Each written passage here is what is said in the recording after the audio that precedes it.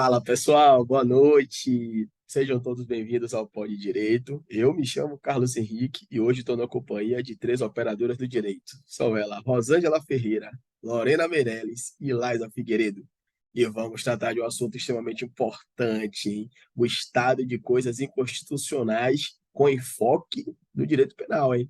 Se liga aí que hoje é banana. Hoje vai ser muito bom esse podcast aqui, hein? Vamos lá, vamos contar com elas aí. E esses assuntos ele tem um instituto, né, que foi criado pela Corte Constitucional colombiana, e ele foi declarado, né, já foi até declarado, quando a corte ela vai se deparando ali com a situação ali de violação massiva e generalizada de direitos fundamentais, né, afetando um número amplo de pessoas, ou seja, muita gente. Mas a gente vai explorar isso mais com elas aí, beleza?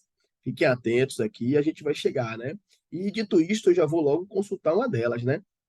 Uma pergunta que foi enviada por um de nossos seguidores aqui, tá? Eles já sabiam, a gente postou no Instagram aí, o pessoal já foi logo mandando suas perguntas.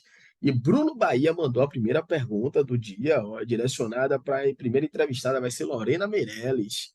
Lorena Meirelles, doutora, olha aí, doutora, lá vem a pergunta, hein? É sabido que o estado de coisas inconstitucionais pode ser decretado em vários temas do direito, mas, dando enfoque no direito penal, o mesmo já foi em algum momento aplicado? Boa noite, gente. Boa noite, Carlos. Obrigada pela pergunta, Bruna. E sim, o Supremo Tribunal Federal, já no julgamento da ADPF 347 do Distrito Federal, essa ADPF ela trata sobre as condições do sistema carcerário brasileiro e inovou a apresentar esse Instituto Ordenamento Jurídico, onde é, ele traz a garantia dos direitos fundamentais ao indivíduo. Esse processo legal ele não pode ser ignorado, porque as violações nesse âmbito desafiam os princípios fundamentais.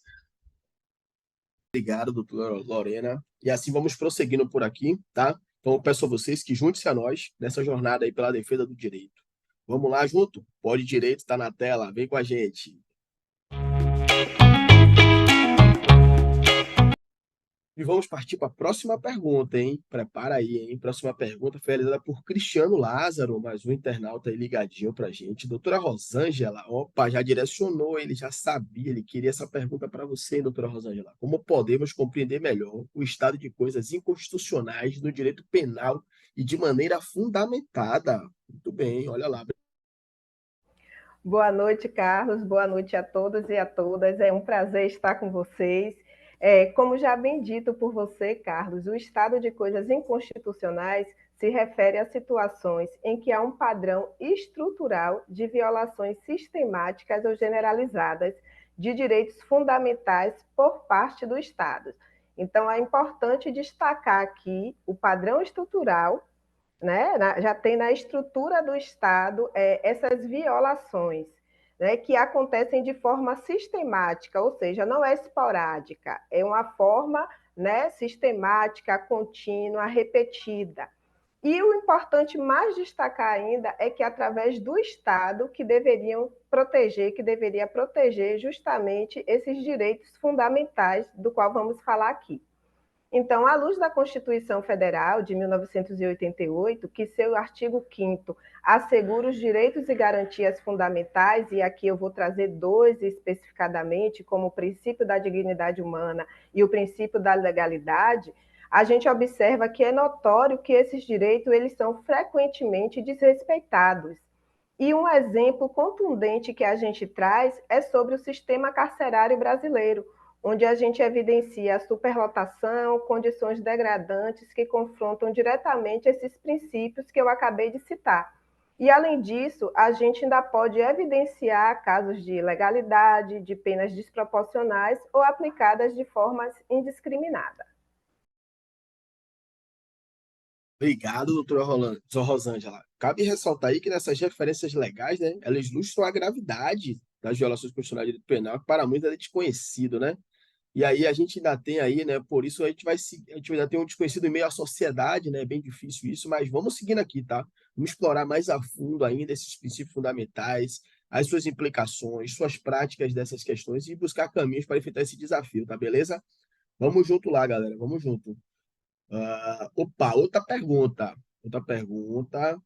Opa, acho que agora já foi direcionada para a doutora Laisa, hein? Prepara aí, doutora Laisa. Vamos junto aqui, ó. A gente vai entrar agora no dispositivo constitucional, os princípios fundamentais que norteiam o direito penal no Brasil, utilizando fontes como a Constituição Federal, Código Penal, jurisprudência e outros dispositivos legais como base para a nossa análise. Doutora Laisa, pode nos ajudar a entender melhor esses dispositivos aí dentro do estado de coisas constitucionais? Estão nos assistindo. Então, o direito penal brasileiro é regido por diversos dispositivos da Constituição Federal, né, brasileira de 88.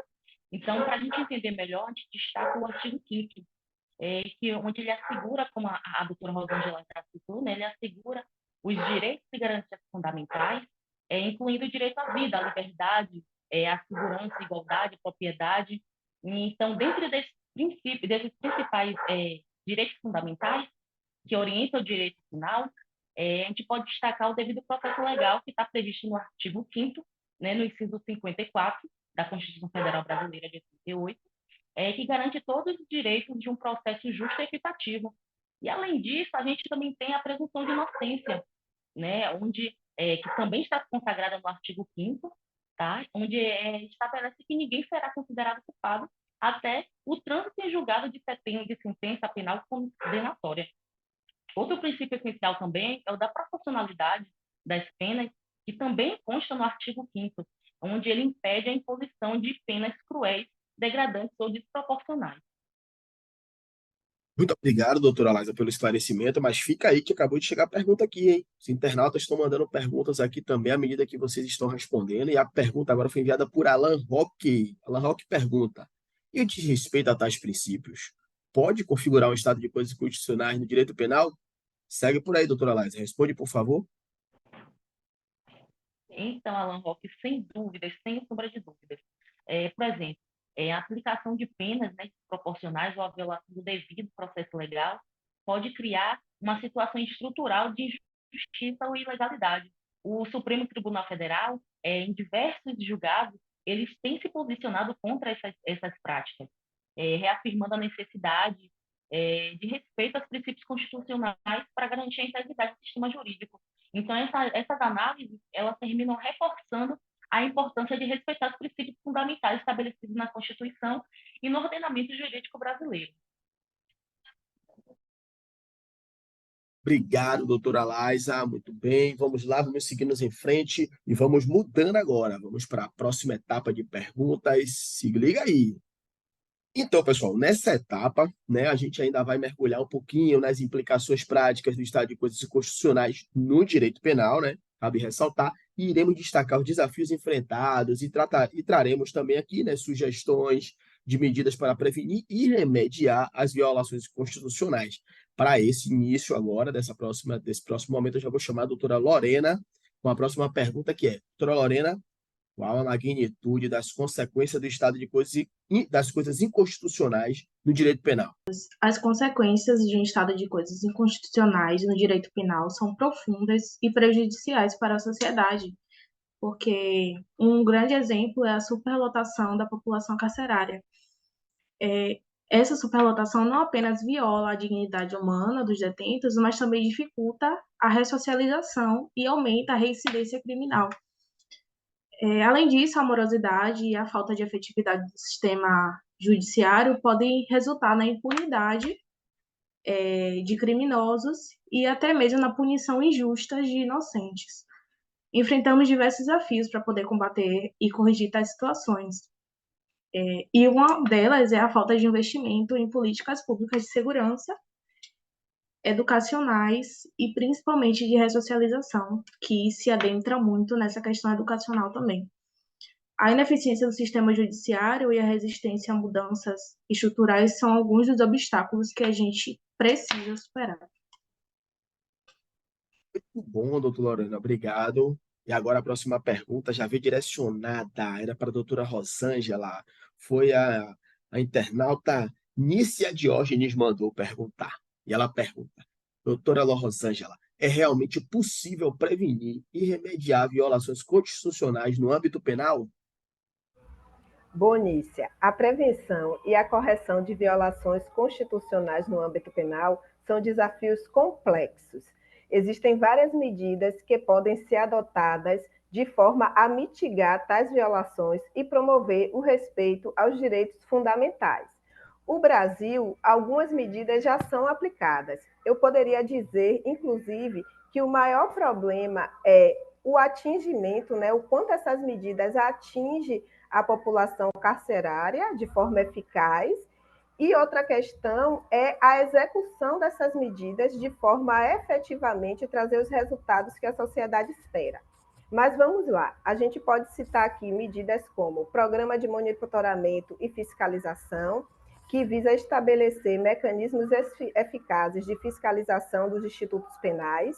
A gente tem, a exemplo, a CNJ, né, como um sistema de controle. A gente tem também defensorias públicas estaduais, a gente tem comissões de direitos humanos, entre outras que eu poderia citar aqui. A gente tem programas de socialização, de ressocialização, que promove o acesso à educação e à capacitação profissional, assistência psicossocial e apoio para a reintegração à sociedade, né, após a libertação. A gente tem programas de redução da superlotação com medidas alternativas, que visam justamente isso e trazem como benefício, digamos assim, se é que a gente pode chamar de benefício, prisão domiciliar, monitoramento eletrônico. A gente tem programas de assistência jurídica e assistência e acesso à justiça por parte das defensorias, que visa, além de promover assistência jurídica gratuita às pessoas, isso atinge também, inclui detentos. Então, é importante mencionar que a família dos detentos e eles próprios também têm essa assistência jurídica promovida pelo Estado. Então, há algumas outras medidas que podem ser adotadas, mas eu acredito que a gente deve ressaltar principalmente o fortalecimento do Estado democrático de direito, porque é ele que vai fazer a implementação dessas medidas, a fiscalização dessas medidas com o apoio da sociedade civil. Então, eu entendo que essas ações são apenas o começo de um longo caminho rumo de verdade à garantia efetiva dos direitos humanos, dos direitos fundamentais no direito penal. E a gente precisa salientar aqui que o direito penal ele é a última ratio, ou seja, ele é utilizado quando os outros direitos, as outras modalidades, né, o direito civil, o direito ambiental, os outros direitos, eles não atingem de modo eficaz o seu objetivo, não conseguem solucionar e não conseguem trazer a paz social. Aí a gente utiliza, de fato, o direito penal, tá bom? Espero ter respondido a sua pergunta. Excelente, Rosângela, obrigado pela contribuição, né? Então, pessoal, a gente está aqui agora, né? Estamos nos aproximando aí do fim, né? E vamos dar uma recapitulada aí, né? Para a gente pensar nas reflexões e encorajar também mais ações, né? Que promovam a justiça, para que promova o Estado de Direito, né? Por assim dizer. Então, a gente explorou brevemente aqui, né? Os conceitos, analisamos dispositivos legais, refletimos sobre as implicações, né? Da práticas desse fenômeno, né, que é o estado de coisas inconstitucionais, e ficou claro que o respeito à Constituição, aos princípios fundamentais e à legalidade, eles são essenciais para a garantia de um sistema penal justo e eficaz. Né? Então, nesse momento aqui, eu quero trazer aqui conclusões, né, partindo das nossas doutoras, para que a gente, né, finalize esse belo podcast, esse pod direito, né, de vocês. Então, eu gostaria de chamar primeiro a doutora Rosângela para que ela traga a percepção dela nessa conclusão. Bom, Carlos, diante dos desafios enfrentados, é fundamental que continuemos a lutar por reformas estruturais, investimentos em políticas públicas e o fortalecimento das instituições democráticas responsáveis pela aplicação da lei. A atuação dos órgãos de controle são fontes de esperança e inspiração para transformar a nossa realidade. Que maravilha, doutora Rosângela, muito obrigado. Agora eu vou chamar a doutora Lorena Meirelles para ela também fazer a conclusão dela de tudo que foi visto até aqui. Nós, como cidadãos, temos o dever e o poder de exigir um sistema penal que respeite os direitos humanos e promova, de fato, a justiça. Não só nós, como os operadores do direito, mas também todos os ouvintes, temos esse papel como cidadãos para poder promover um futuro melhor. que esse vídeo, esse debate, seja apenas o começo de uma jornada de reflexão e engajamento em prol de um Estado de Direito constitucional e que realmente seja levada em consideração, seja levada a sério a dignidade de todos os indivíduos. Obrigado, doutora Lorena Meirelles. E agora também, né? Por último, mas não menos importante, doutora Laisa Figueiredo, por favor, traga a sua conclusão, doutora Laisa. Então, no meu olhar jurídico, né, como você mesmo falou, por último e não menos importante, a gente não deve esquecer de que a educação é a base de tudo. A partir dela que a gente tem o poder do conhecimento, principalmente tratando dos nossos direitos, deveres, né, perante a sociedade. Acredito que somente a educação é capaz de transformar, de nos transformar, né, como cidadãos e construir uma estrutura sólida e estável a cada um de nós. Excelente, doutoras, obrigado, né? Finalizando aqui, né, nessa nossa entrevista, né, gostaria de agradecer a presença das doutoras Lorena Meirelles, Laisa Figueiredo e Rosângela Ferreira, né, pela incrível explanação acerca do estado de coisas inconstitucionais. Agradecer também a sua atenção, que está aí do outro lado da tela, aí assistindo esse Pode Direito, né? Convidamos você a se juntar a nós, né, nessa luta pela construção de um sistema penal e de uma sociedade mais justa e humana, né, como já foram trazidos pelas doutoras aí, tá bom? Pessoal, esse é o Pode Direito, mais um capítulo aí. Hoje falamos sobre o Estado de Direito de coisas inconstitucionais, com foco no direito penal, tá bom? Obrigado pela atenção de vocês aí e até o próximo. Até breve, pessoal. Tchau, tchau.